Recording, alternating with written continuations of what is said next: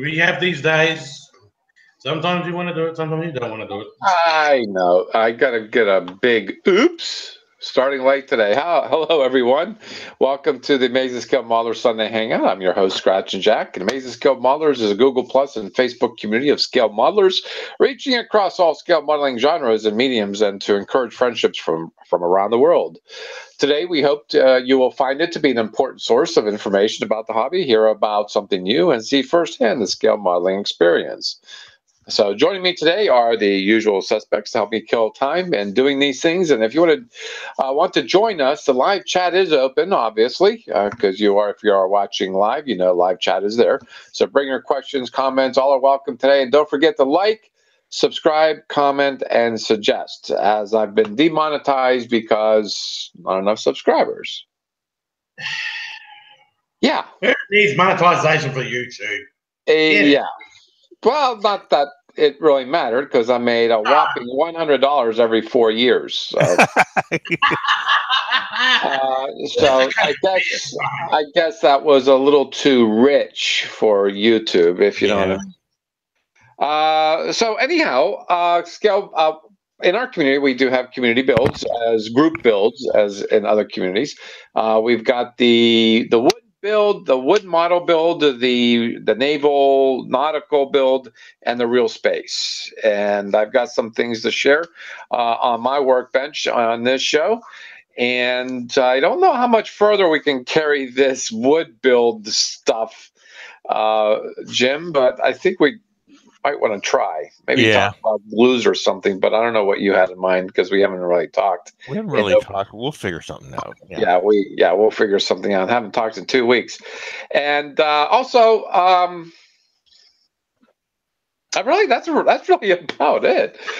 Nothing else really going on other than the new year. It's already March, and I've got nothing done. Welcome to the club.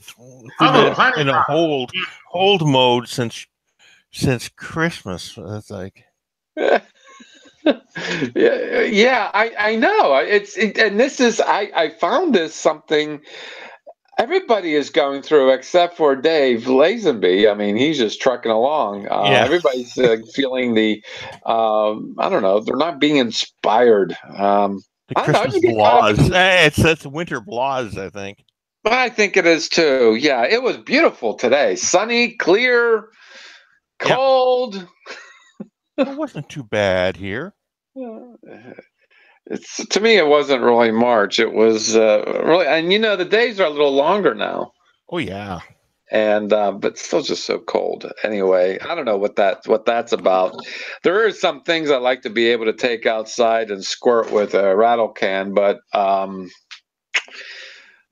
I don't know. I'm just finding every excuse in the book. Your summer is winding down there, Heath, isn't it? Yeah. We've got a couple more days of summer during the week, but no, we've gone into fall now, so it's basically our autumn. That's good. It's already come time to fall, huh? You'll get stuff. Yeah, I know. It gets cold there, about 20 degrees Celsius in the wintertime, doesn't it? We get, on a winter's day, we can get about 19 degrees. Ooh. And then at night, it's like about 2 degrees. That's winter. Unfortunately, we don't get snow. I don't know. The East Coast got a nor'easter. They got socked in with a lot of snow, but I think Jim and I are pretty much. Great Britain's been getting it all. Yeah, they've been getting it too. I'm actually surprised. They get a little dusting, maybe like a quarter inch, half inch on the ground. They're like, "Oh, it's a blizzard." Oh, look, the UK guys, 28 to them is hot. That's nothing. I don't even think. Come over here. It's 45. When it's 45 degrees, you'll be melting. I don't even think blizzard is even in their vernacular vocabulary. What do you want to call it?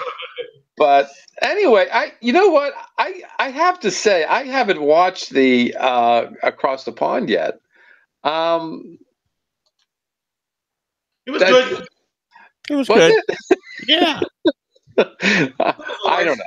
Just been so busy. Good, huh? So We Liam had Dan. was. Well, we had Carwin in. So Oh, no kidding. yeah. Oh, No, I he was missed it. in. Now I got to. Now I have to see it.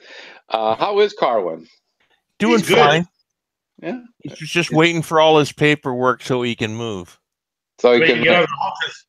Yeah, he's moving to what all modelers think is the mecca of modeling, Hong Kong. Sorry, okay, I'll tell you this much: the Mecca for me, that's Japan, because they got a Tamiya flame building there. Nearly Don't the same get- longitude. I'll tell you what: if I ever go to Japan, I'll be taking 2 suitcases, one for the clothes, and one for the model kits to come back home with. Well, I don't know. I think I'd probably take an on board and 2 suitcases that are empty. It'll be perfect for the handlers. Well, that makes it that we know someone in Hong Kong. Yes, and of course, what Jay has put up, Mobius models being bought by Pegasus. Yeah. That's weird. That's weird. Unusual. Yeah, that's a little unusual, isn't it? Well, what I've read in the story is that the guy who started Mobius Models, he wants to take a break and spend time with the family, and also health reasons, which was a big one. Yeah. So he sold all of Mobius's, but it's a bit sad, really.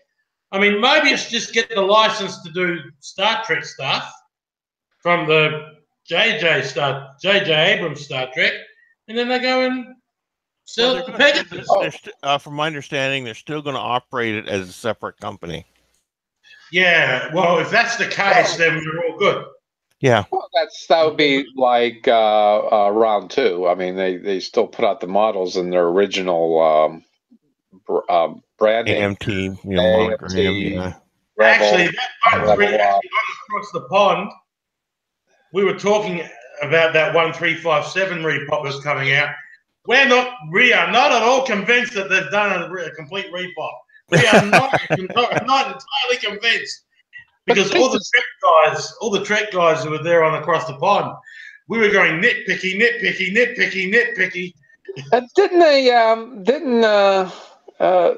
Didn't they just got the rights for 2001 Space Odyssey? Yes, Mobius did. Yeah. Oh. I just cannot believe the size of that ship. I cannot believe the I don't know. I don't know. I can't say that I'm familiar with Pegasus, but I am certainly the Terminator 2 stuff. Well, weirder enough, I do have some Mobius things. I have some Battlestar Galactica stuff done in my stash, but the only one I have from Pegasus is this Mercury 9. Yeah, the Mercury 9. Pegasus do the Terminator 2 stuff, like the tank and the floating chopper type thing. Yeah, Pegasus do that. Yeah, and Pegasus also makes wheels and that for model cars and that, all different kinds of rims. Oh, really? Well, speaking of which, interesting. If we have started, I finished. Ooh, let me click on you. Ooh.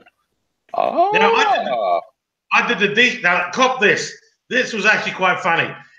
We've just recently had the Adelaide 500 over here. Yeah. So I wake up Saturday morning going, you know what I might do while I'm watching the race? Put the decals on. So there's little old me sitting in front of the telly, being very, very gentle, looking up at the TV. Actually, believe it or not, this whole front nose section, I did without even looking at it. Looks like it. Well, it's straight. It's straight, but no, finished my EJ10. Now I can move on. Cool. Now, the other little, when I'm about to say when I mean little, I mean little. I've got one of my kits from Mighty Ape over here in Australia. Nice. How small do you like your Reliant? Oh, wow. That's small. I dare say that will be interesting to light. No. How about a big no on that one? No, this is a 1/2500 scale Reliant. Oh, wow. That's about the same size as my little 3D printed one. Yeah. And don't talk to me about the decals from that set. Oh, God, it was, Hands in hand. Look, it's a little enterprise. Look. I tried to put the decals on this little bird. Well, this little ship. And they fell apart in my hand. They literally fell apart in my hand. Uh-huh. And I'm going, well, that's a fat lot of good, that thing. So all I'm going to be doing is just painting them. We all know that that's the Enterprise. That's the Reliant. And this is the smallest Klingon ship I have ever seen. Oh, wow. Oh, wow. This is the Katanga class. Oh, and wow. I'm going, yeah, well, that's a bit small. But these are actually the smallest models I have.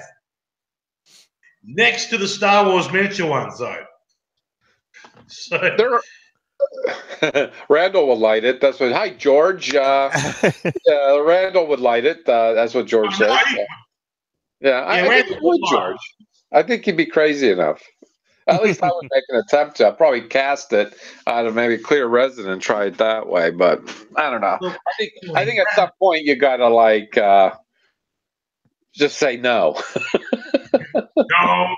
I know one thing's for sure. With my Repop Excelsior, I will be lighting that. Not the windows. I've been warned off about the windows. So I'll probably light the warp engines and the torpedo bays and the deflector dish. But no windows. Uh-huh. But I have heard. Would that be all for today there, mister? Oh, yeah, I think so. I think that's all. Although I am looking forward to one model kit, which I think is coming out. And that is the 1350 Katanga. Cross fingers. Yeah, I heard about that. Now, who's got that one? Who's Polar Lights. Polar Lights is doing that one. Same guys that do them. Odd. I don't know. It's such an odd thing. I don't know.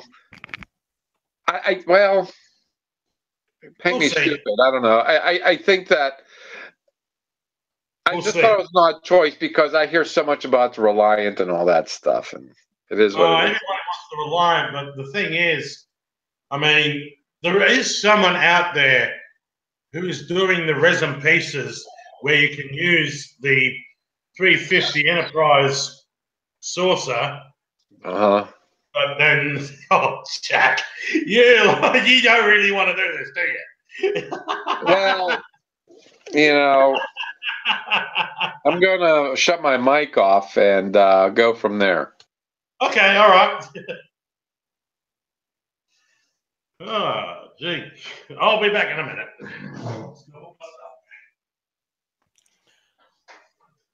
And then we have dead air. We have dead air. I don't think it was dead air. I thought I would turn my mic back on. Yeah.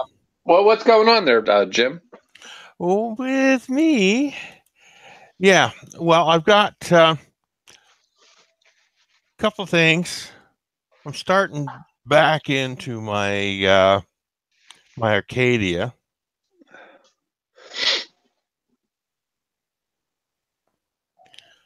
And so I'll get more. I'm going to have to get my post mounted,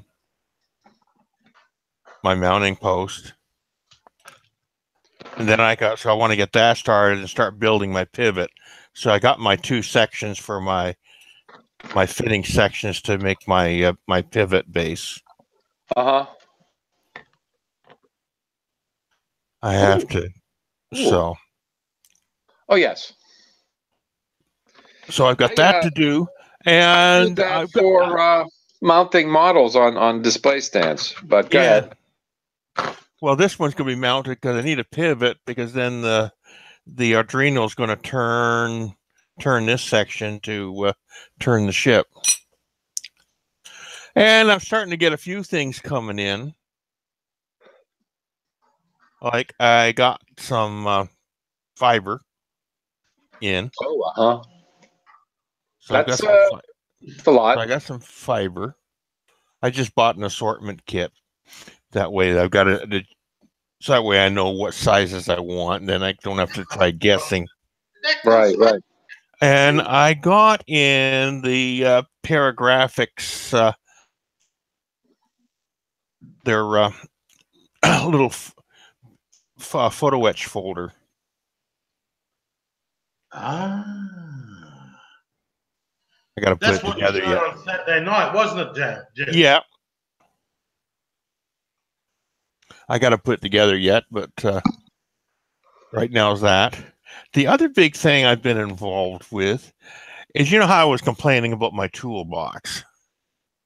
You know, I had that little plastic toolbox that was overflowing. It got to the point where now I couldn't, whenever I was getting in there, it was just becoming a mess because there was just too much stuff in it. Right. So I invested, well, the other week there, I was at my sister's, we went to IKEA and picked up this cabinet. Ooh, nice.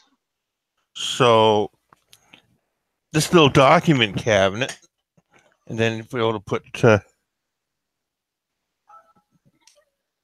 inserts in there and be able to makes it more organized and easier to find everything.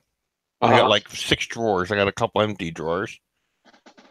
So, and it's on wheels and that, so I can move it around. Nice hand there, Jim. Yeah, I know. Yeah.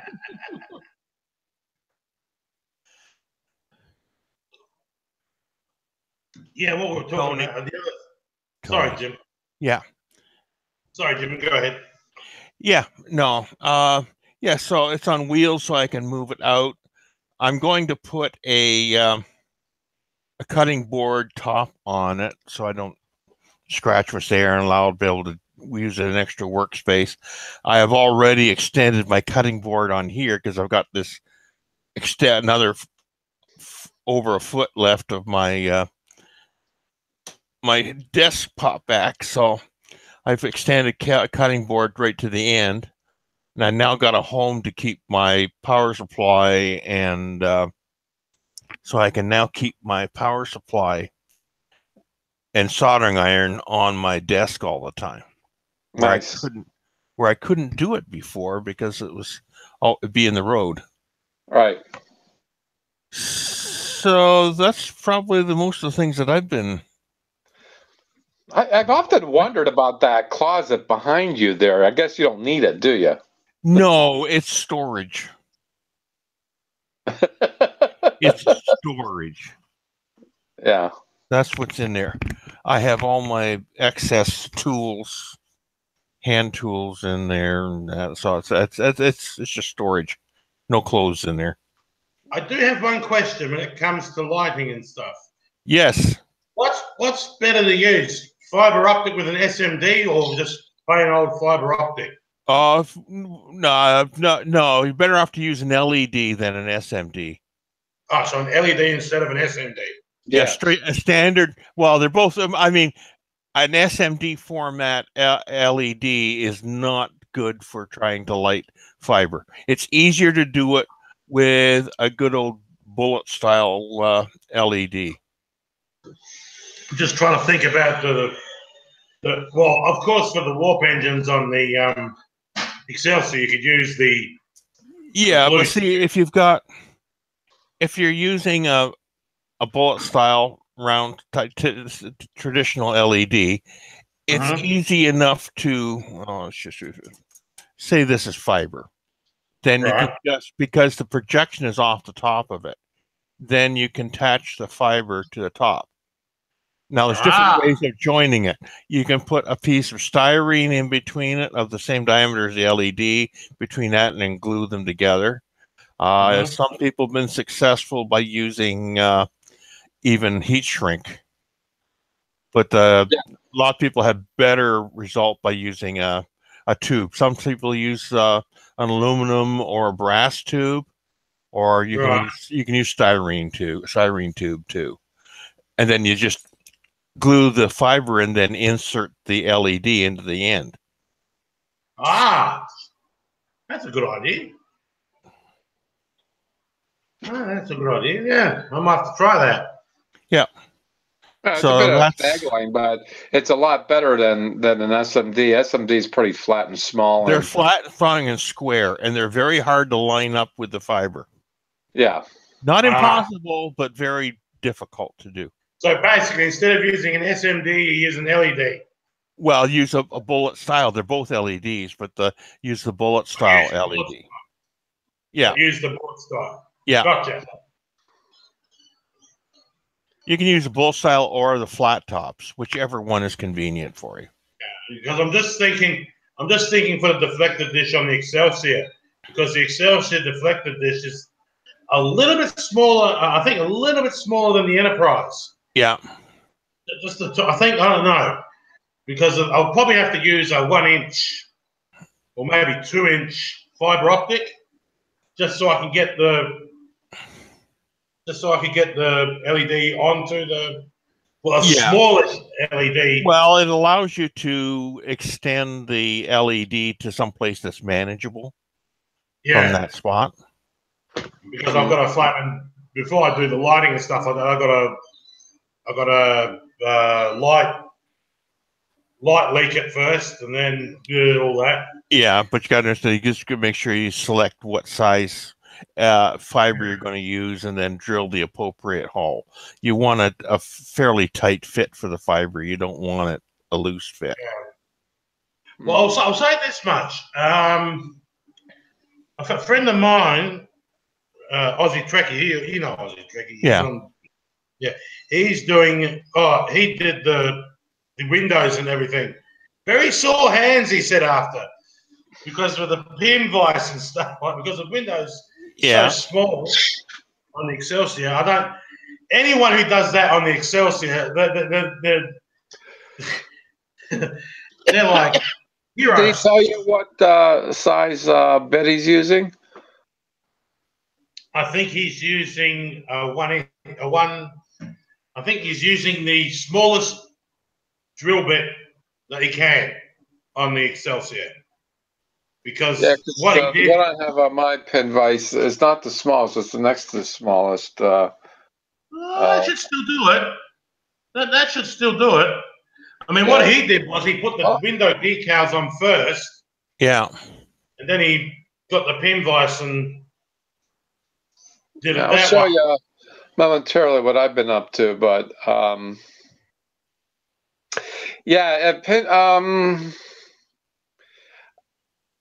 mean, you could just as easily do it with a Dremel. Oh, well, see, the thing is with the Dremel, two things. The drill bit is so thin that it's delicate, it would snap under a Dremel. And two, the Dremel spins so fast that it creates friction and it melts the plastic. You really want to use, when you want to drill holes in styrene, you want slow. I don't know. Dremels can't go that slow. I think the slows are like 5,000 RPMs, which is still That's why a lot of people buy that little handy tool. Right. Tamiya handy tool, because it's only at I think it's 250 revs. Well, I had a look at my Enterprise B. That's fine. That's perfect, actually. That won't cost too much. But with the Dremel, what was I going to say about that? I think it's really cumbersome using a Dremel. That's what I wanted to say. The Dremel has speed, but not any torque. Not any torque. Speed, no torque. Yeah, and I found that out the hard way. Boy, these holes are big. What size bit am I using? And you see a big clump of styrene plastic on the end. Yeah. So no, you pin. You know, the way the pin vise is designed is that when you're holding it, you're actually pushing against your finger right there, Yeah. and you can spin it with your fingers, and then you can still push at the same time. It's You got actually a more pretty control clever on it. Yeah. invention. I need another one of these because I change the bits a little too much, and it'd be nice to have a pin Yeah. vise. One thing that can help with your pin vise maneuvering is to mark the hole with a good scribe. Yeah. So basically, same like a center punch. So if you put use your awl, a good sharp thin awl, and then mark the hole, then start your drill, it won't walk on you. Right. Well, I know one thing. When I've done my research, a lot of people, two kits that a lot of people don't do the windows for are the Enterprise B, and both versions, like the original pop and the repop of the Excelsior, because I've had a look at the bridge, the actual saucer section of the Enterprise B, and the thing is, those windows are so small that Yeah. there's not a drill bit, there's not a pin vise bit that is big enough to sort of like tune it into the holes. So that's why you see most people, when they do the Enterprise B, the only bit that they light is to deflect the dish, the warp engines, and What the do you mean impulse it's not? No, what do you mean they can't find a bit? We mean long enough or You diameter? can't find a bit long enough. You can't find a bit long enough. Well, they are out there. They're out there, but You're people not going to just find them in a hobby shop, though. You're going to but have to people go just to don't a want to do it. precision That's why, tool supply. yeah, the reason why I say that is because what I've read, it's not like the Enterprise where the windows, unlike the Revell ones, unlike the Revell Enterprise and the JJ Prize where the windows are already cut. Yeah. That's another one that a lot of people like. With that being said, though, I don't see a problem with a hot pin works too for making a starter pit. Yeah. That's right. That's right, George. That's right. I thought of that too. Yeah, you can use a hot pin. Yeah, hot pin to get the starter pit. Yeah, especially if you're using like a T pin or something like that that's a little larger. Yeah. They're easier to hang on to. Yeah. Well, as I was saying, when I did the research for the B, most people who do the B, they just do the impulse engines or the impulse crystal. If there isn't, is there an impulse crystal on the B? I don't think there is. Or is it the two small ones? There is not. There is none. There is right. Not. So it's only the NX and the NCC that has the. Well, I know the NX had that crystal. If you have a look at Star Trek 3, you can see that crystal on the Excelsior bridge, on the Excelsior saucer section just behind the bridge. Yeah. But I think the Excelsior only had like the two small impulse crystals. I don't know. Well, with that being said, though, I mean, you could use a Dremel and a bit for wood builds because wood doesn't melt. No. Yeah. No, yeah. The only thing you can get with that is you can burn if it's wood's hard. But that's what's that wood burning smell? The Dremel. Yeah. So that brings me to what I got. I've been putzing around with my decade counter, and Jim was telling me something about it, and I don't know. I got some great news. At work, they knocked off an hour of overtime, so I'm working 1 hour less overtime during the week. And I'm telling people, use it wisely. Don't use it all one time. Yeah. They're like, I'll probably do this. I'll probably do that. And they're like talking about an hour like it being a day, Yeah. And I'm like, well, you know what? I probably use it to go to the toilet because at work I have so little time to go to the toilet. What does this have to do with scale modeling? Probably absolute nothing. But anyway, with that being said, here are my iterations of my decade counter. This one is the one that works. This is my first iteration. I was thinking of doing a dual 555 timer. I probably still will. And I made other generations of it to experiment with my layout capabilities. This is one thing that if I had the time, I'd make videos on this. I mean, making considerations on a perf board like this to make things. And I found a few techniques which I won't share. I'm probably doing a video, and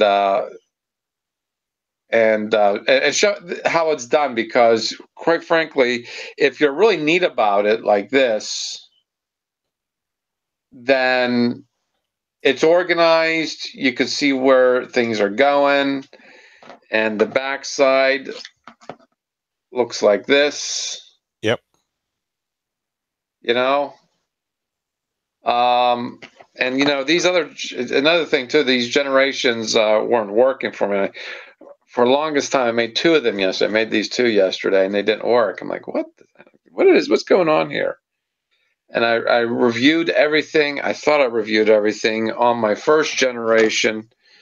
There is a connection right here. There's a bridge between these two lines here. There's a bridge, just like this S curve here.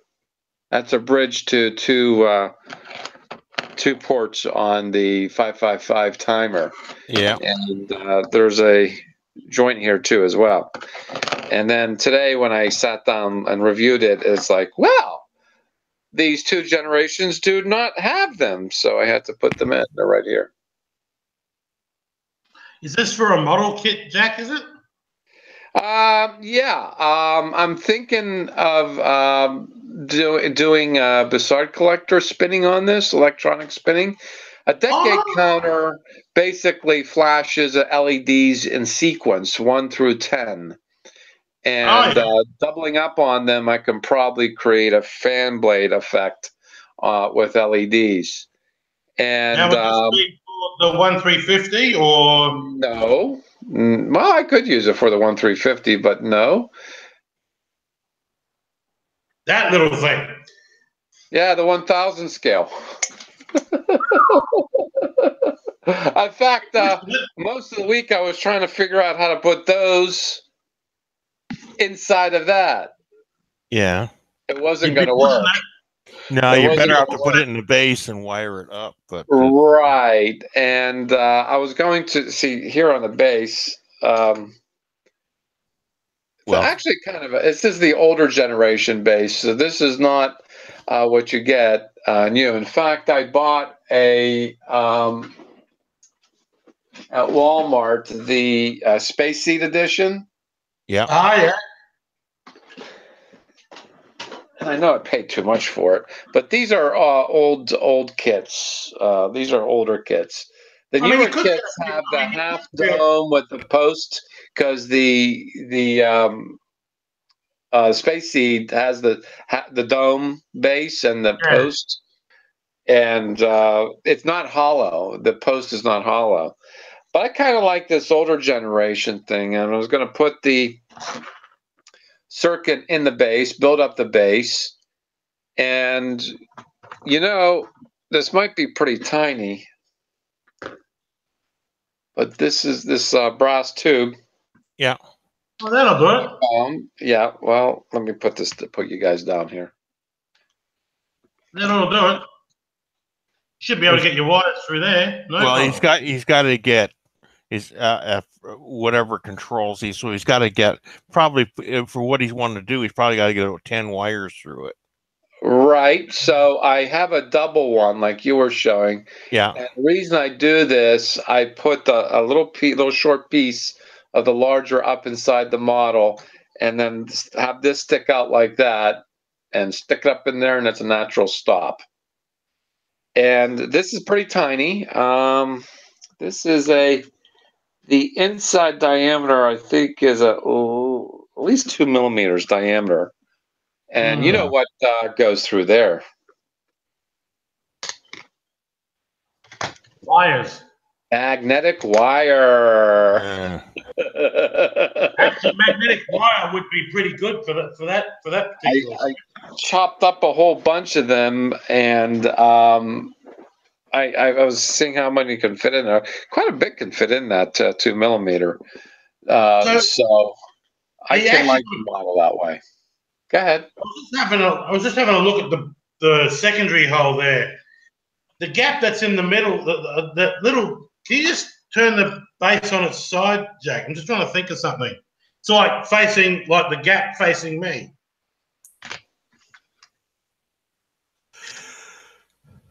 Around a bit more. Hang on. Yeah, that's it. Yeah, I suppose you could put the magnetic wire going up through that little gap, and then putting that magnetic wire into the nacelles. Well, not the nacelles. Well, when you got a whole bunch of them going up through the model, I'm going to need the tube. I'm going to be this part. I'm going to cut out. Mm-hmm. Yeah. And then place the tubing in there, and go from there. Still keep the integrity, but cut the back rib out. Yeah. And then just replace it with, because it's a really cool. There's insignia. Yeah, just mount that on whatever your base platform is. Yeah, well, it's going to be a little box. Box or one of those painting palettes or whatever. Yeah. We could actually paint that the black and the gold that they had on the shirt. I kind of like that. So that's what I've been putzing around with, seeing the possibilities, and I'm making such a small build to be a big issue here. Not such a big issue. Well, my Falcon isn't done yet. I now that the Chinese New Year is over, I should be getting what I've been kind of waiting for, and I've been like I said, putzing around with this, and I realized, I don't buy a station. I buy this. This is the Weller 60 watts, which looks like this brand new. Well, look at that light, just really bouncing off of that. Here. Yeah. Well, you get the idea. Yeah. And I've had this for at least a year, and you see the point is all weird and distorted. Yeah. And still works, but this thing comes out so easy. So what I end up doing is cannibalizing this. This is a wall wart. This is a 1 amp, which is plenty to light something this small. In fact, it lights some of my other models too. And I have this. So I have this plug inside. Cannibalize this and use this in the stand, and that's what I would use to power the model with. And I've done that before. I mean, you see me do it. I even went when I'm on eBay. I had this on my wait list for such a long time. It's the same thing, and this works just like that one does. But what I like about this is the configuration of the plug. Because if I put this in a power strip, I can put a whole series of these next to each other. Yeah, it doesn't take up all the plug real estate. Oh, those things are terrible. Yeah. Yeah. So I thought I'd buy this and see what it's like, and I even plug my iron in it too, and it works just fine because it's a 1 amp as well. So and this has a little LED light on it right here to say that it's on, whereas the one on the iron doesn't. But anyway, that's what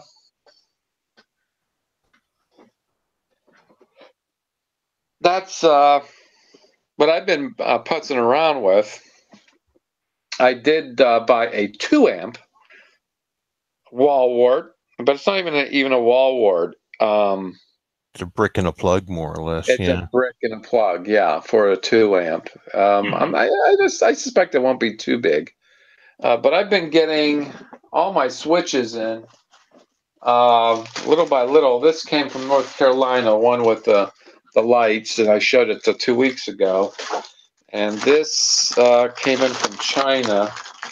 This is the solid black rocker switch. Oh, yeah. And then the one I'm waiting for actually are LEDs that have blue LEDs on them. So I'm waiting for those to come in. And yeah, I think from Australia, actually, I bought the female plugs for these wall warts. They're around here somewhere. The guy had them like really cheap, and he had like, he was selling them 2 or 3 at a time, and I just bought the whole bunch. I bought the whole bunch because it was like maybe about $20 delivered even. And so I have the plugs, and I just haven't been motivated at all getting it done, getting the Falcon done. I'm kind of bored with it. That's really where I've been as far as, you know, my modeling goes. Hi, Ken. Ken Skeffington joined us in the live chat. How you doing, Ken? Yeah. There's something else I want to share. I got something else. I'll probably get this started soon. He got it. You got the little Hellcat. Yeah. Yep. I got my wood. Oh, gee. Get your mind Canopy. out of the gutter. Canopy. Yeah. This looks like the nose cone. Mm-hmm. I'll cut the plastic as I got a flange off. I got to cut the flange off. It's the nose cone.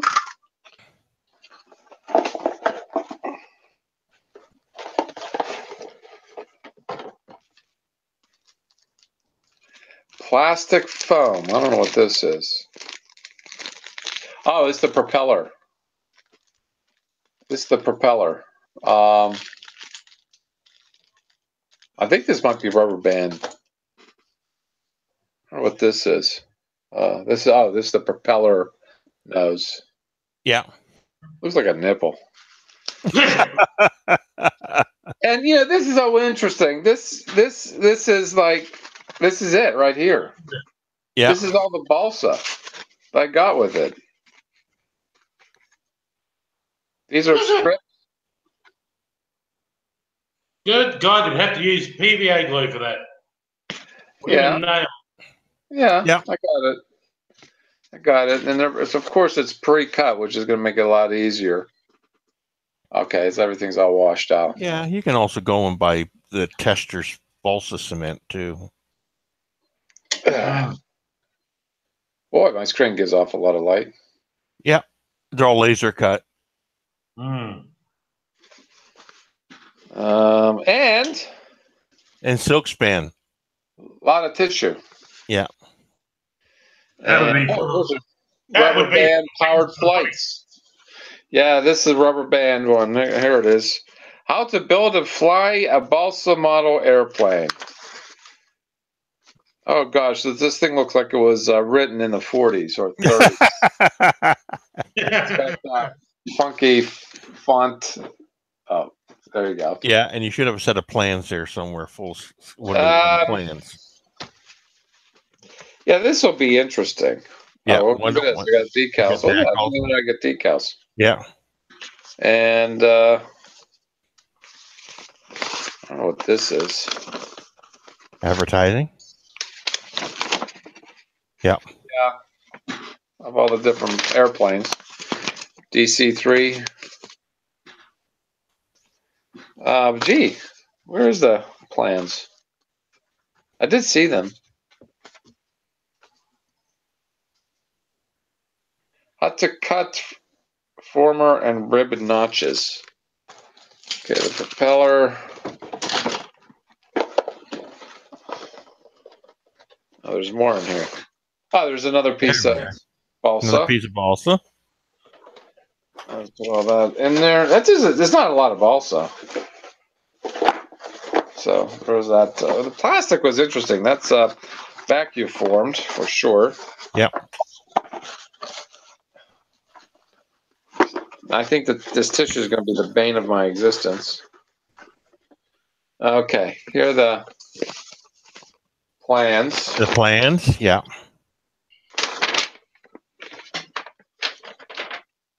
Yeah. So you can replace that propeller with a conventional propeller to make it more scale if you so wish. Yeah.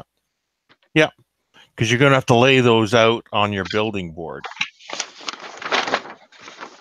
Because you build the plane on the plans. Somebody said get ceiling tile. Yeah. Yep. The drop ceiling tile.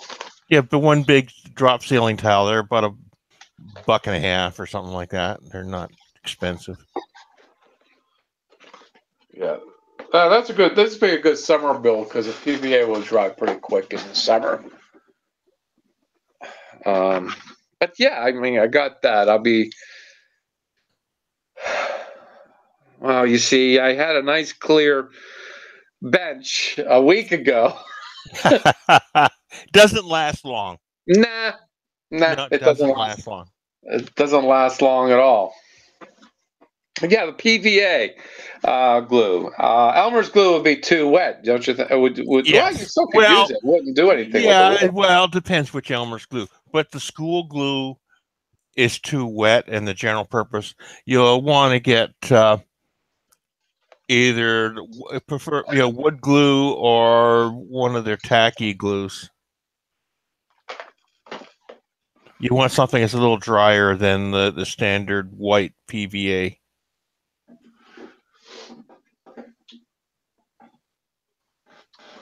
Got this at Walmart.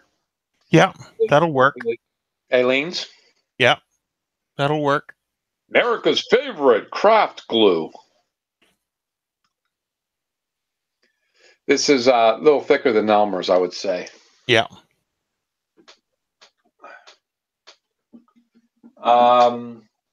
Yeah, well, that's what I'll be using whenever I get around to it. But I've been using that pin vise to cut these windows open. I'm just an old pro at this, actually. I've done enough of this to say that, I know what I'm doing. Sometimes the scale gets away from me. What I did here was I used the sticker. This kit comes with the stickers. And it comes with a set of decals, but it comes with a set of stickers, which are disgusting. But I pulled some off already and used it to place the windows. Yeah. I mean, I cut out the little squares and I stuck the sticker on the side here and then got some thin paint, maybe like primer paint, and just painted over and used it as a stenciled on the windows. And then I put it to a pin vise, and this particular styrene was pretty soft. So and then just shaping it with a hobby knife. It's not really that difficult. Once you get the hang of it, it's actually quite easy. The saucer here actually has the sticker on here for the side windows. I can pull one of these off. So you see it's on. Yeah. And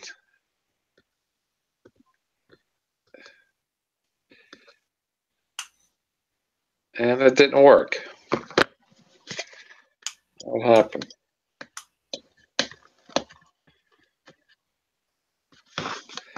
Let's see.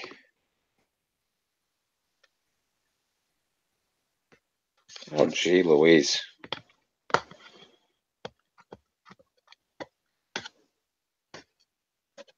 Well, this is as close as it gets. There we go. Yeah.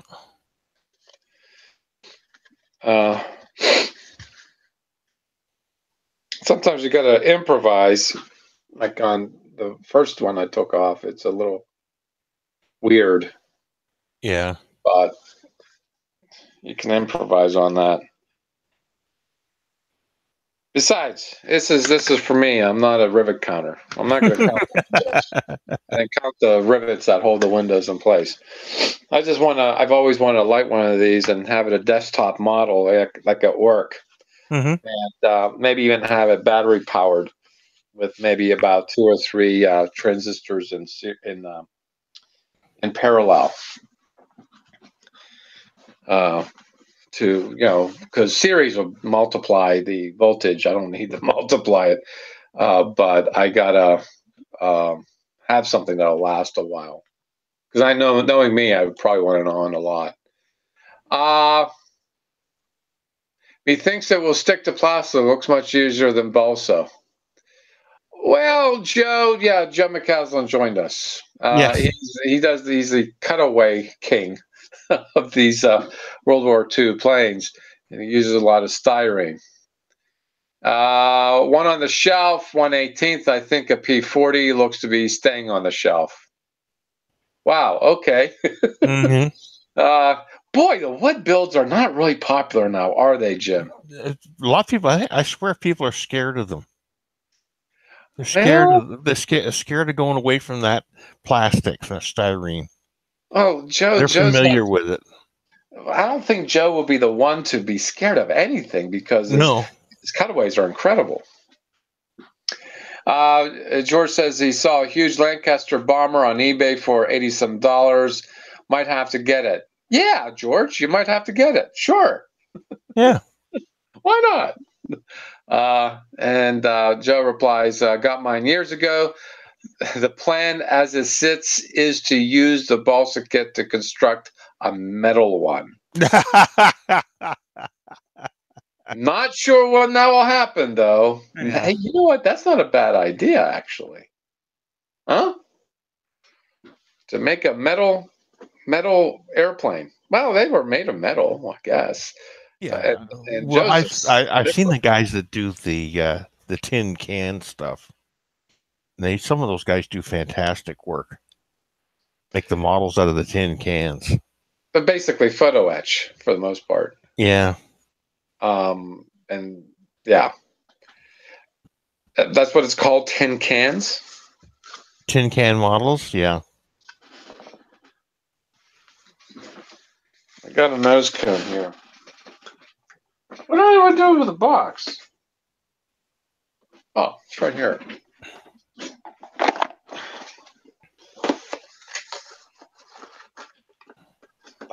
That would intimidate me, actually doing a metal one, because you can find a lot of them on eBay.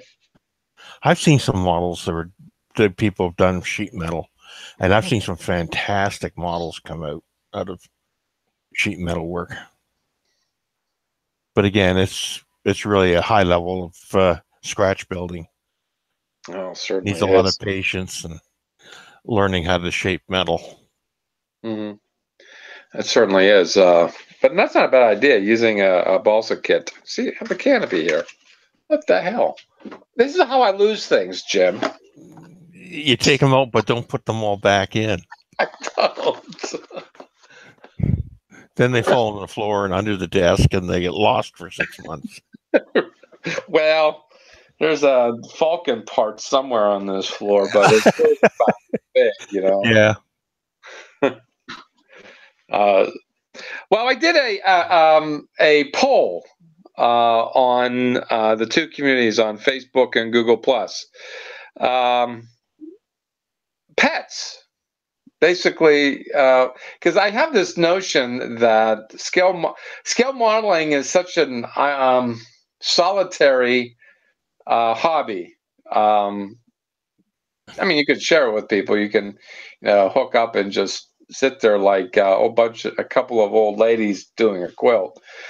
It's the same thing. Quilting will be solitary as well.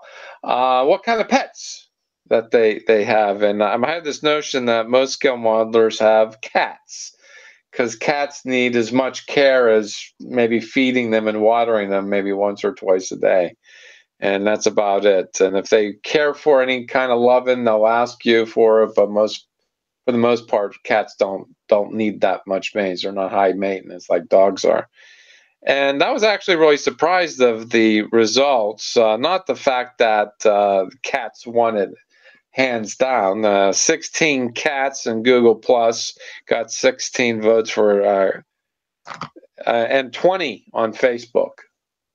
And compared to dogs, Google Plus 9 and Facebook 22. Two more dogs than cats on Facebook. Well, Facebook is much more social, and I guess having a dog requires you to be more social. But that's what surprised me, is that the spread between the cats and dogs on Google Plus was what I expected, but not what I found on Facebook. Only one bird. You know who that was? Yeah, Mike Morgan. I had Mike Morgan.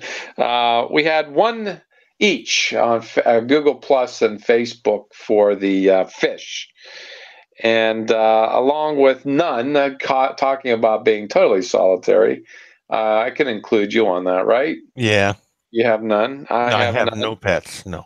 And there were 8 no pets on Google Plus, and 4 and Facebook. So I think the Facebook modelers are much more socially inclined than the Google Plus modelers. And there's nothing scientific about this. That's what I like about it. Oh yeah, somebody complained about rats not being on the list. I know of only one rat person in our Jay and his rats. He's the. Did you have other on that list? No. I mean, on Facebook you can add things, but I don't think anybody added anything, and no reptiles or anything was mentioned. Yeah. Like the rats were left off. Those were. I mean, that's a comment that Jay left. There were a couple of comments that said I had got cats, dogs, goats, pigs. Well, they got a farm. Okay, they got a farm. Yeah. But I think the most amusing of the written responses, no pets but a wife. No pets but a wife. Yeah. No pets but a wife. And somebody did write in just the opposite. No pets, no wife. No pets, no wife. There you go. So it goes to prove that having a solitary hobby like scale modeling, or you're more apt to be married and also have a cat. So I don't know what that really says, but if you got both going for you, maybe you can explain why you're married and have a cat, because I would think they'd be the same in some some level. But yeah, I like that. Like those polls. I like those polls. I don't. You know, it's like using Iwata or what airbrush. I mean, okay, yeah, that's all fine and good. It's not interesting, but I find it interesting the way scale modelers actually live. Because there's some that I could be part of. I can't say that I'm like, well, maybe. I do spend a lot of time and money on it. I do, and not get anywhere like this past 3 months. So this is going on the 3rd month. But I've been doing this Falconville for so long, it might as well be a wife or a cat. So yeah, because it's a career, is what it is. It's just like a small career. It's gotten to be a career, right? But I'm just really wanting to move on and just don't have the energy. Do something else, yeah. Yeah. Mike Morgan, speaking of birds, Mike Morgan joined us on the chat. He heard the model vine that balsa is on its way out, and that there are new balsa type wood that's going to be used in its place. I could believe that, because it's probably a limited resource. Because a lot of it comes from certain tropical countries. Yeah. Like cork is a tough one to grow too, and Yeah. That's why the wine industry's gone right away from cork.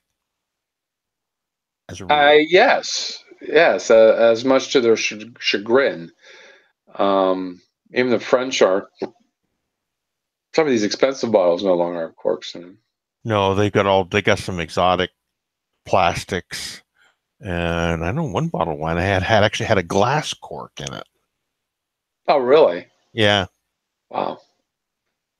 Well, the exotic plastics that are closed cell plastics, Yeah. not like an open cell like a sponge would be, but closed cell plastics. I've seen them, and you could use a corkscrew on them, Yeah. and the like.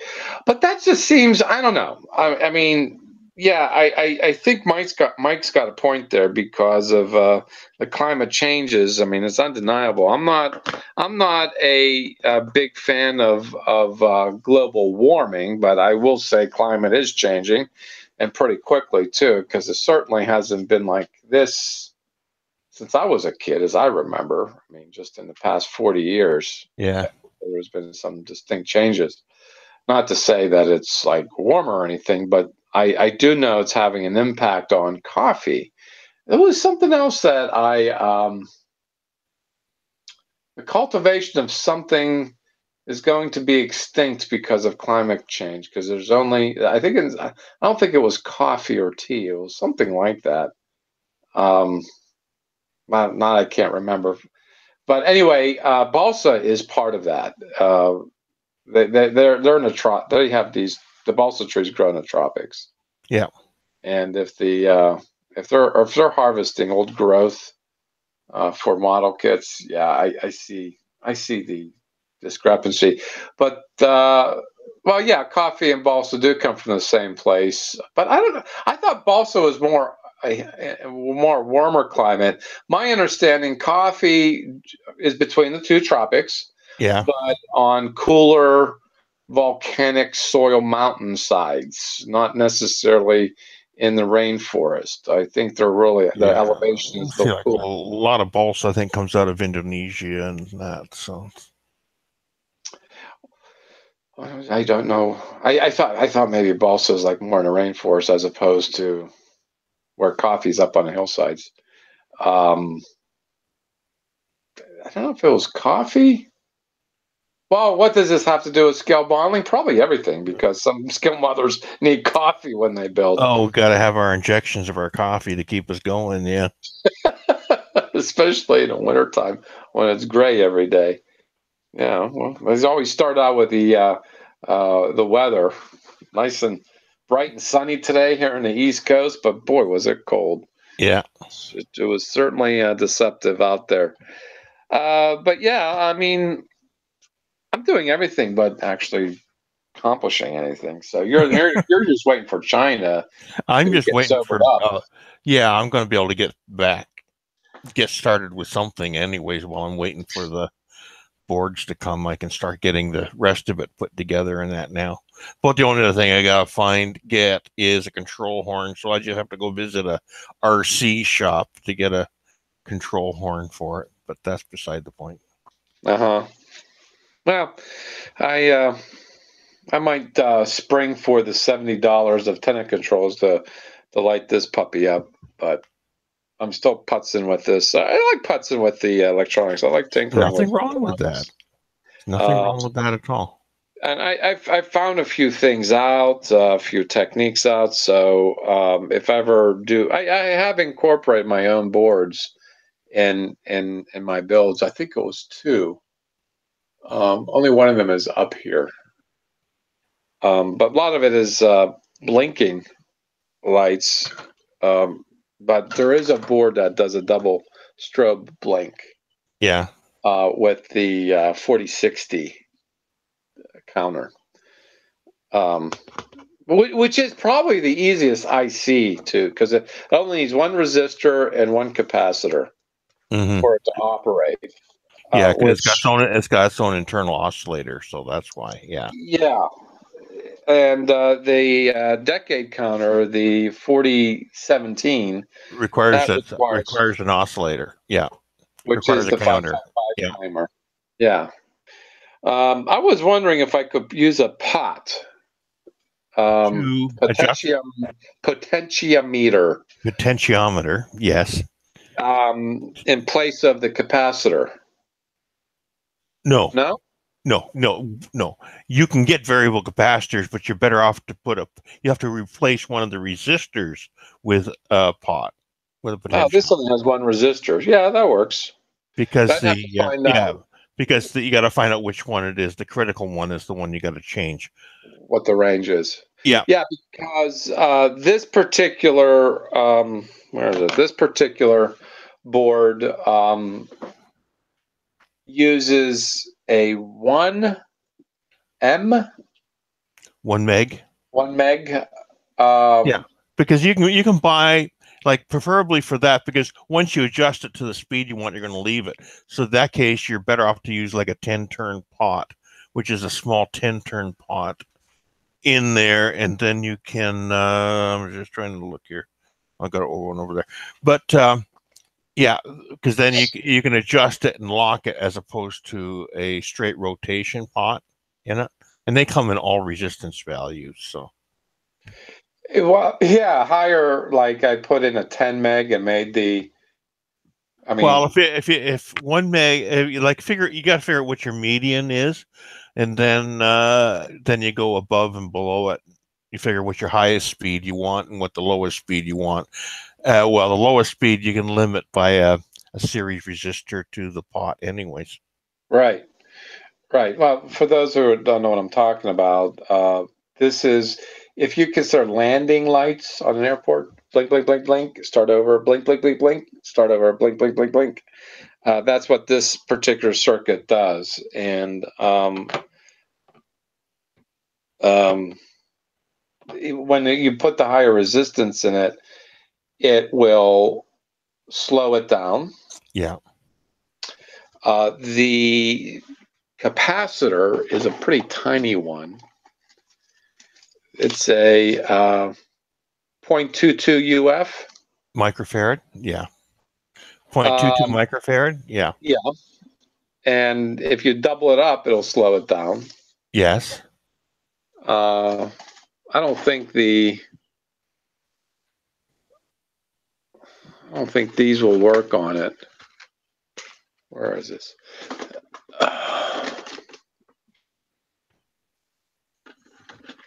This will probably slow it way down. Something like this. What is it, a 10? What This value? is a 2.2. No, it's 2.2. Yeah. 2.2. That's huge. That's 10 times. Yeah. Yeah, but when I first built the circuit, this was when Radio Shack was still selling this stuff. It looked like a red rectangular chiclet. Yeah. It looked like. And I discovered that I had these 0.22s because that was I think it was a 1.1, which made it like a really fast. If you put it in a circular pattern, the thing will be spinning, sort of like your computer does when it's searching for something. I mean, there are variable capacitors you can get, but they're super expensive as opposed to a variable resistor. Yeah, I meant to say that. Not because when I played with the resistor, it just seemed so much simpler to work with than just a capacitor. Stick with a capacitor that is in the circuit because resistors are cheaper than capacitors, even though both are pretty dirt cheap. But for whatever reason, it's easier to play with the timing of these things with a resistor than it is with the. Well, there's more variety too. Yeah, there's more variety with the resistors, and they're easier to adjust. Yeah, it might be even in a circuit, maybe switch between two different kinds of resistors. So basically, I have a slow speed and a fast speed. Mm-hmm. Instead of using a potentiometer. That was a thought too.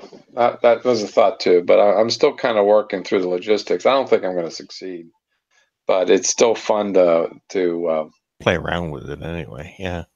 play around with it. But that's all I got. I see that Heath left. Yeah. Trying to soak up the last rays of summer. Here, I can't wait to get into it. Can't wait to get into it. But anyway, that's my story, and I'm sticking to it. Yeah, maybe I'll get that because I got part of the stand done. I got the plexiglass to cover it. I mean, it's all ready to kind of be assembled, and Yeah. and the final decals. I mean, there's also some work to do on the Falcon, but whatever reason, I'm being stubborn and waiting for everything to be in before I continue. I don't know. I just feel like I need to have everything before I. I'm just about as bad that way. I like to know I've got everything there, and so I'm not being held up once I get involved in that type thing. And we're holding ourselves up. Yeah. For being stubborn. Yeah. Yeah, and also too, some good news. The house is done for the most part. Yes. Just got to do a couple little things here and there. Maybe even get a dumpster and dump the basement out. And I contacted a real estate agent. Mm-hmm. And she seemed very enthusiastic. And I sure hope that she performs some kind of magic and gets this thing off my hands so that I can concentrate on the hobby. So that's for over the winter time. That's been really taking up a lot of my time because on Saturday we went to the home show. There's a home show in town, and Matt was looking for builders to build a deck onto this house. Yeah. And he's like, well, in the summertime you can go out and broadcast, get yourself a laptop and broadcast out there. Well, that's not such a bad idea, actually. I'm okay with that. I did a couple of them years ago when my laptop was still working. In fact, these shows started on a laptop. Now it's on a desktop. But long and short of it, yeah, that would be kind of nice to go outside and not be on a hillside, which is highly uncomfortable. Cushy, chair, and maybe even do balsa down there. Just get a piece of board, like plywood, with your tile on it, and yeah, just like you would do putting a puzzle together. Yeah. Build a puzzle board. Yeah. Yeah. That would be fun to have. So we were looking around for people who do decks. The problem with balsa and then outside is balsa so light it likes to blow around in the wind. Well, I already thought of that because when he gets the deck with the roof over it, I'm like, well, we should go the whole way, make it a sunroom. Yeah. And it's like, where's the money coming from? I'm like, I don't know. I'm not monetized anymore because I don't have enough people subscribing. Not to say $100 every 4 years is going to really matter. No. What I bought was well, I did get one $100 because they only pay out $100 increments. They don't pay out less than that. Yeah. So I'm no longer monetized because I don't have enough subscribers or enough views or something like that. You know what? They can stop it as far as I'm concerned. Yeah, they changed all the criteria. They keep changing it. What I bought was these shop cards. I haven't promoted a shop card in a long time. So if you want an official Amazing Scale Modeler shop card, I've seen a few guys are actually posting. Bob is one of them. Hi, Bob. He's at work. Yeah. And he posts a few pictures. And oh gosh. There's two other guys that do it. Buck is another one that does it. Yeah. There's someone else on I think Facebook, but there have been guys that have been posting their builds with this in the background. So if you want your official one, I mean, this is what monetization buys. This is it. I can't buy no more. Demonetized me. If you want one of these, send me your address to my email. That will be scratchandjackmodels at gmail.com. Scratchandjackmodels at gmail.com. And there was a point in time where it was going, a lot of them were going to Canada. They're going to Canada. That's fine. I mail it to the UK. I mail it to no problem. I can just throw a stamp on it, and I'll get you one out there. And there's a, it's funny because when I complain about it's always going, not elsewhere, stateside, but all of a sudden there was a whole bunch of guys that got it stateside, and yeah, there's people who collect them, and I mean it's nice to have a little background too, if you're posting on Amazing Scale Modelers. Well, in Pittsburgh, sorry, Mike, you spelled it wrong. Everything is uphill or downhill. That is correct. Remember the H? Pittsburgh with the H? We're the only Pittsburgh with the H. West Virginia is like that, Mike. There's parts of West Virginia relatively flat in comparison to where I live. But there are parts of West Virginia that are absolutely amazing. Again, what does this have to do with scale modeling? Absolutely nothing unless you want to get into the scale models of trains. In fact, at the home show, they had trains out, and I didn't take any pictures. They had like 2 or 3 layouts, and I was just too tired to take pictures. They had O scale. I think they had a G scale, O scale, and a HO scale. One of them was pretty extensive as far as size is concerned. Yeah. But they were basically tables and sawhorses put together and very little scenery, no mountains, no bridges. Well, I know with N Scale's got that whole system where everyone can build a section, and then you go to a show or a display or competition, and you can plug your tables together and make a bigger display. So everyone builds, there's a standardized size for the table for end gauge, and standardized in and out for the track. So everyone can bring their table and it plugs into yours, and you can make a bigger layout.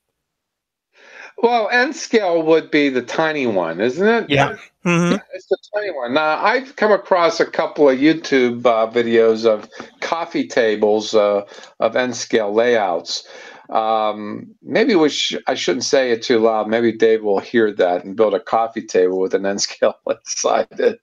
And there was this one N scale layout. With the motorized insert. Yeah. It was like a solid top. You slide it apart, and it folded lifted down up, and it lifted itself out of the table. Yeah. Yeah, it just comes. There was a little train going around. It's like that would be kind of awful if you want to put your feet on a coffee table and there's this train that's poking out of the coffee table. Plus, to get your wife's permission, allow you to have a train in the living room, or the cat's permission. Or the cat's permission. I can't forget about the cat. That's the coffee table. Is the cat's domain. I'm going to look up a couple of builds here. So now that we're at it, Dave has gotten back to the 16 scale General Lee. Yeah. He did. I think he finished his victory. SS. No, I don't think. I think the ship is finished, but he's working on the display box for it. I don't think he's totally finished the display box yet. Yeah, I don't know what he's waiting for, but now I don't know what he's waiting for either. Benjamin Yagi. I think it's Yagi. I don't know where he's from. So I probably assassinated his name. But he's a phenomenal Google Plus builder. This is one of his latest. He's getting a little weathered there. Yeah. He usually does a lot of pristine. He's done a lot of pristine stuff as of late, but this is actually very cool. Yeah, I saw that. I even like the straps he's got holding the hood down. I thought that was pretty good. Yeah, got the air scoop that was cut a Bent piece hole of in sheet it. metal, yeah. Real backyard type racer, yeah. Yeah, that's a really cool. Oh, look at that! How he's got it. It's got Distressed salt rusted. marks. He has rust marks on it, yeah. It's like they probably even welded the gas cap shut. Yeah. Probably doesn't even take gas. Probably takes nitro. With an airplane on the front. It looks like an airplane hood or ornament. That would be that. And this is Bill Schaefer. Oh, a Gremley. A Gremmy. Yeah. Yeah, I think. Do I have this? Wow, I've been wanting to buy one of these. I don't think I have. Oh, yeah. Good old Grammy. It was Looks like my a sister's first car. My sister's first car was a Grammy. Were all the AMC cars all-wheel drive? No, those are strictly rear-wheel drive. It had a Singer 4-banger for an engine. Really? Looks like the Yeah. back end's been cut off. No, that's the way they were. Yeah, you know. And the Pacer looked like a glass bubble. Mm. Yeah. Oh, we got a V8 in that one.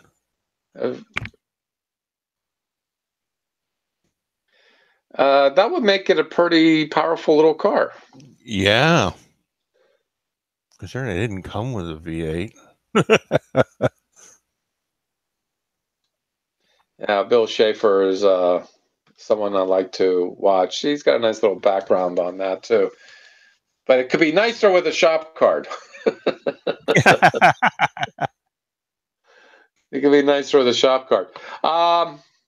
Yeah, so the cars are. I got some cars here. Think of a 70. Maybe I shouldn't start any. I'm starting to turn into Dirk. I don't know. There's been an awful lot of figures also being shown on Facebook. There's been a lot of figures built lately. Yeah. A lot of people have been building figures. Yeah, I've noticed that. There's been a lot of figure painting going on. And let's see.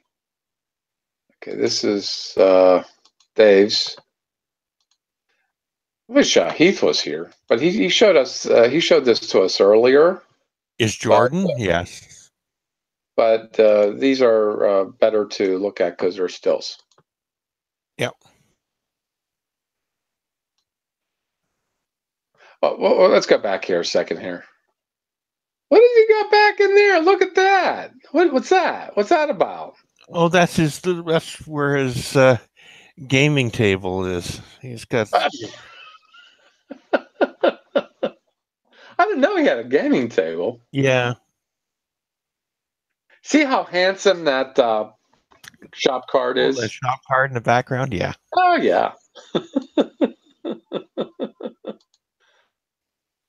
Yeah, that's a fun one. And I was trying to bring this up for Dave. Oh, boy, these are weird pictures. Small pictures, yeah. Yeah, this isn't going to work, Dave. Sorry, can't use them. But he's got like a stormy background, as he said. Yeah, he's got a C image that he's just mounted to the back plane of the box, of his shadow box. So but he hasn't put any glass in it, and I don't think he hasn't done the actual water scene that he's going to do for the base part yet. So, a water scene? Well, where the ship is in water. Okay. It's just sitting on a block right now, but he's going to probably build up with foam or something, and then paint it type thing. Mm-hmm. Oh, maybe this is a. Okay, this looks like a better set of pictures.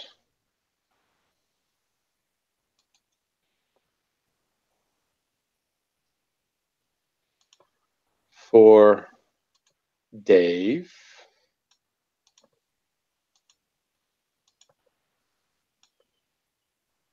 Da-ding. There we are. That actually looks pretty cool. Yeah.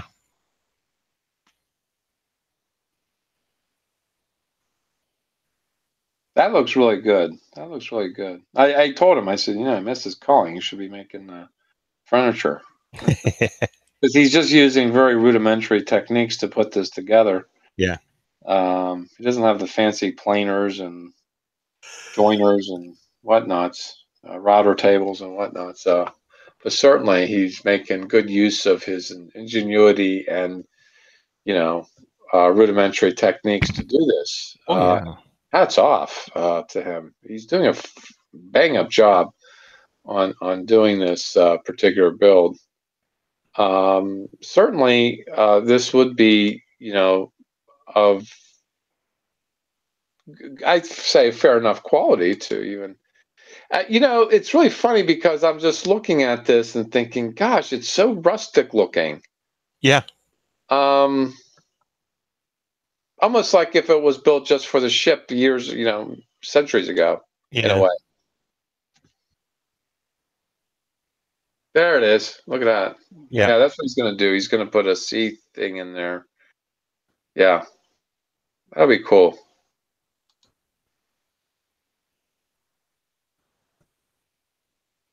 Yeah, that'll be really cool.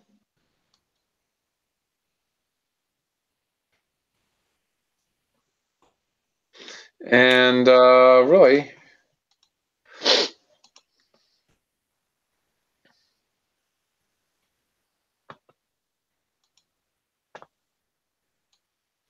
blank. There you are. You blanked. I don't know if I was by myself again. Yeah, I haven't shared very much of the community lately, so might as well get some in. Derek looks like he's a new member on Facebook. Derek Snowden. Mm-hmm. And he's got something interesting. Only one picture of it. Come on. You can do it. I gotta name my computer. Atta girl. How's that? Atta girl.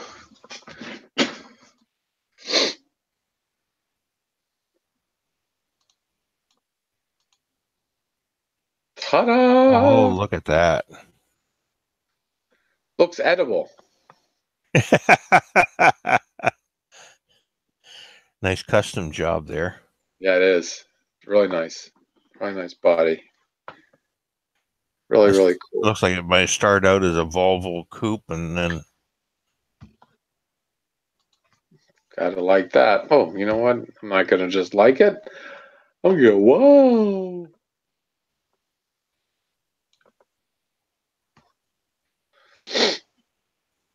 Very, very, very nice pool. You got that one picture. We're still on Dave. See, we can't get him out of. I can't get him on my computer. Have to be a gremlin in my computer. Time bandits. You know something? I was thinking that too, George. I was thinking that too. I can't see what you're looking at, guys. Oh, really? I don't know, Dirk. Jim can see it. Yeah, you've got my image up on the full bang there. You've got. I must have me highlighted. Yeah, that's right. I have you highlighted. Oops, sorry. Really? Okay, Dirk. I mean, why don't you join us and give me a telling so? But your camera don't work.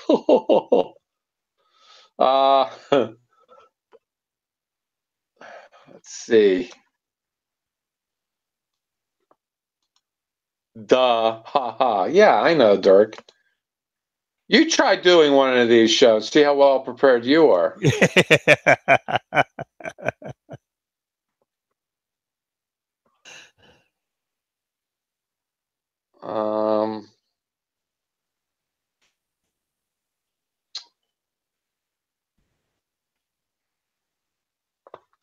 Let's see.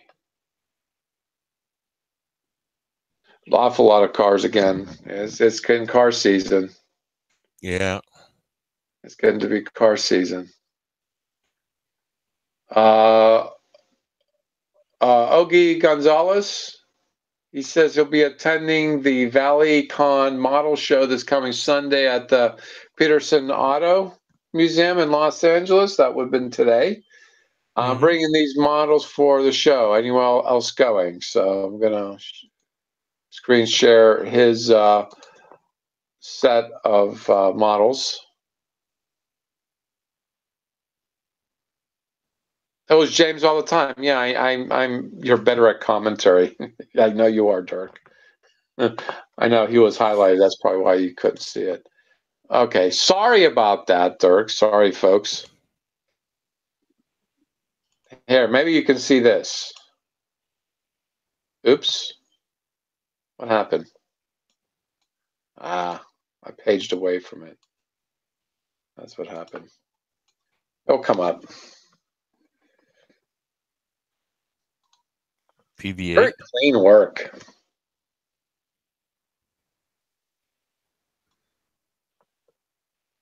Very clean work. Is that the large one? The large model? The BB-8? I don't know.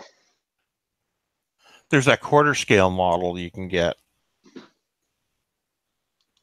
Kind of looks like it. A snow speeder. But some explosions. Look how clever they are being made there.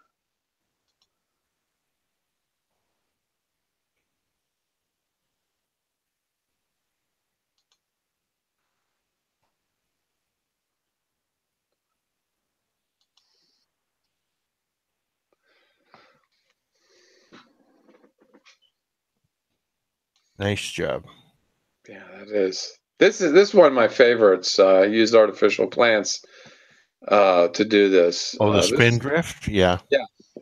This is really fun. I don't know. It just seems like it's not outer space. It's time travel. Yeah. Yeah. So it's just not the usual over a space station or what have you. It just has a different kind of setting. And of course, Tony, he's doing that diorama that he said he's going to finish up. Yeah, he's doing that Macross diorama of the launch and maintenance bay. Actually, I was looking at the pictures there. It looks really, really good.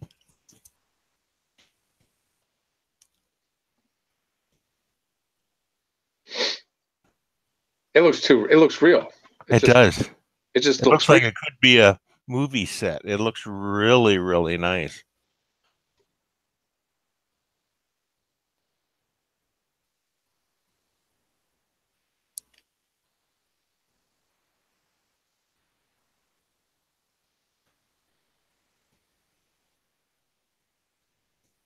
It's got the control room up there, and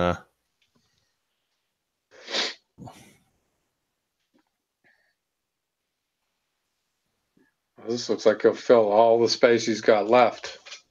Yeah, and then he's got some aircraft to go into that. Yeah, spacecraft actually. Got 3 decks. Yeah, really good job.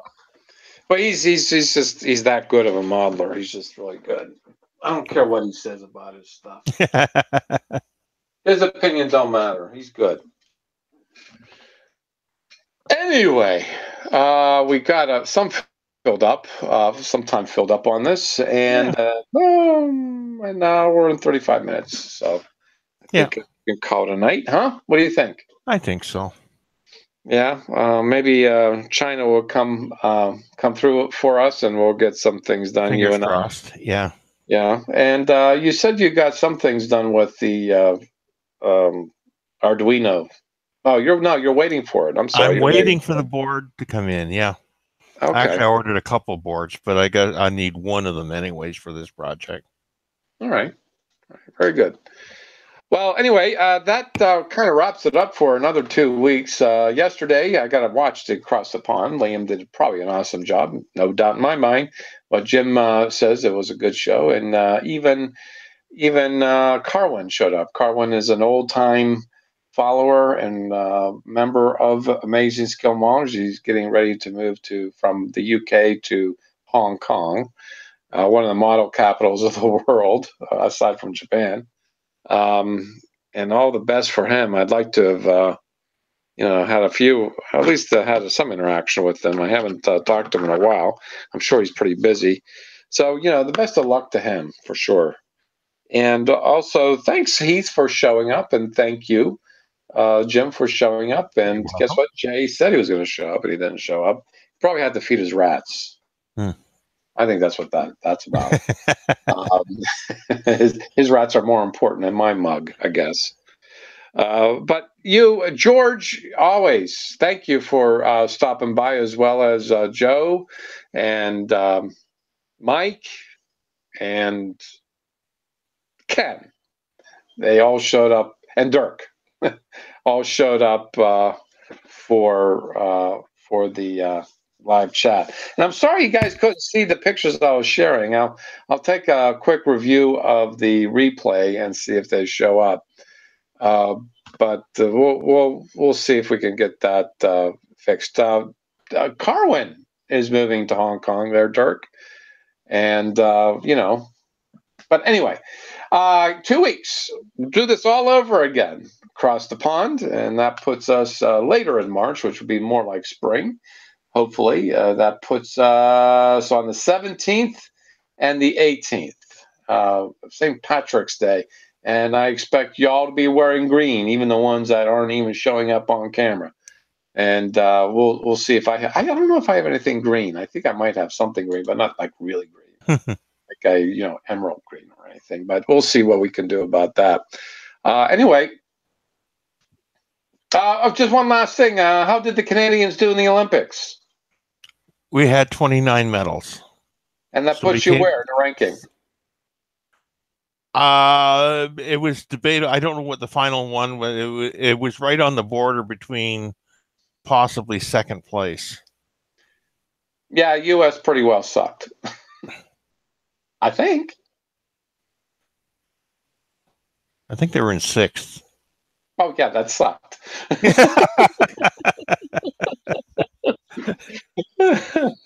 I kind of watched a little bit of it, but it just the broadcasts were like really weird. I mean, I don't know. It's because everything was delayed and it was all edited because the broadcast was all happening overnight. So what we got were all repeats. Right. Unless you wanted to stay up all night. Yeah, we knew the results. Why watch? All right, 2 weeks. See you then. Happy bottling, everyone. Good evening. Good night.